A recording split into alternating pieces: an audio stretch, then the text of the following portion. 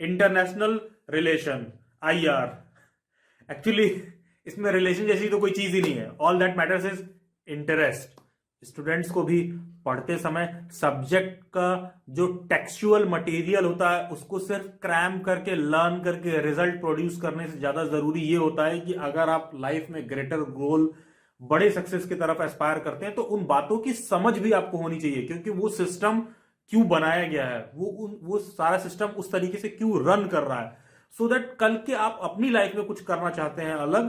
तो होता क्या है कि माइक्रोस्कोपिक लेवल पर भी वही चीजें लागू होती हैं और वही चीजें इंटरनेशनल लेवल पर भी लागू होती हैं।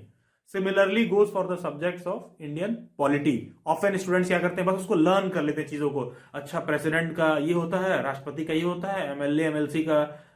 एलिजिबिलिटी क्राइटेरिया ये, अच्छा इसका एज ये, इसका एज ये, instead of understanding the structure कि ये पूरा पॉलिटी का स्ट्रक्चर है तो क्यों है, राष्ट्रपति का पोस्ट है तो क्यों है, कैग का पोस्ट है तो क्यों है, क्योंकि सिंस एक बार आप स्ट्रक्चर समझ जाते हो उसका कि उस चीज को क्यों बनाया गया है,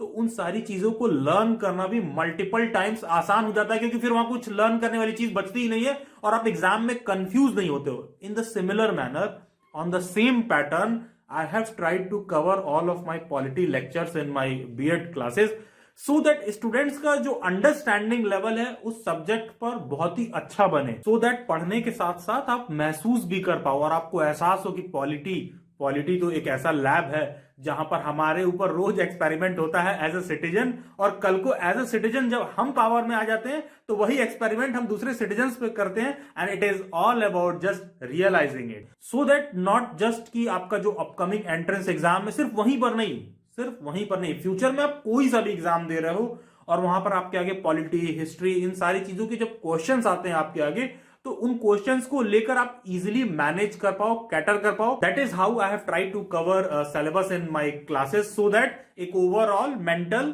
अंडरस्टैंडिंग डेवलप हो, क्योंकि लर्न करने से न तुरंत वाला एग्जाम निकलेगा और बाद वाला तो फिर भूल ही जाइए आप। And yes, next IPU B.Ed batch preparation batch will be formed on 10th March, तो आप उसके लिए रजिस्टर कर सकते हैं। And next DU B.Ed batch will begin from 20th March, आप उसके लिए भी रजिस्ट्रेशन कर सकते हैं। एंड यस, आप लोगों को ये बात पता होगा, जो भी एग्जिस्टिंग मेंबर्स हैं मल्टीपल प्लेटफॉर्म्स पे इन्फॉर्म किया गया, इवन